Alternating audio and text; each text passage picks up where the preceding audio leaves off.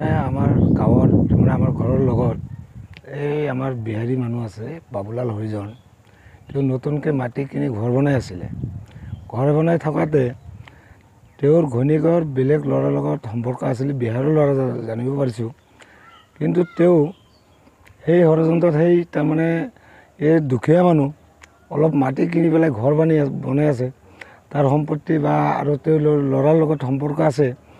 যদি তেওঁ এনে গুচি যাব লাগিছিল, তেওঁক মাৰিব নালাগিছিলে কিন্তু তেওঁক মাৰি পেলাই তাৰ সম্পত্তিখিনি লাগে। আৰু তাৰমানে এনেকুৱা কৰিছে যে এনেকুৱাকৈ মাৰিছে, মানুহ চালে একবাৰ গম পাব যে মানুহে এনেকৈ মানুহক মাৰিব নালাগে। ইমান বেয়াকৈ মাৰিছে যে তেওঁ আজি মাৰি পেলাই এনেকুৱা আজি আত্মা ধৰি এনেকৈ আছে। আজি আমাৰ আৰক্ষীয়ে যিখিনি আত্মা ইমান কষ্ট কৰি পেলাই তেওঁলোকক ধৰিছে। এই ল'ৰাটোক আমি শুনামতে বেংগালোৰৰ পৰা আমাৰ আৰক্ষীয়ে লৈ আহি আছে, তাৰ ঘৈণীয়েকক কালি আবেলি বেংকৰ পৰা উঠাইছে।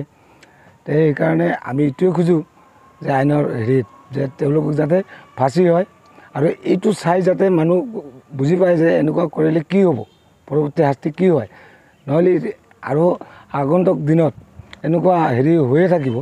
এইখিনিয়ে মোৰ কথা আৰু কি। সম্পৰ্ক আছিলে, সম্পৰ্ক থকাৰ কাৰণেইটো হৈছে।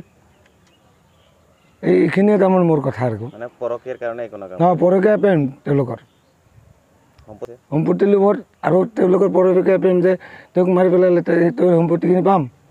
তেওঁক হাজিৰা কাম কৰা খোৱা মানুহ, তেওঁৰ এই নতুনকৈ এটা ঘৰ বনাই আছে, 1 বিঘা মাটি কিনিছে, তাত সেইখিনি সম্পত্তি লাগে আৰু তাক তাৰমানে নালাগে আৰু এনেকুৱা আৰু কি।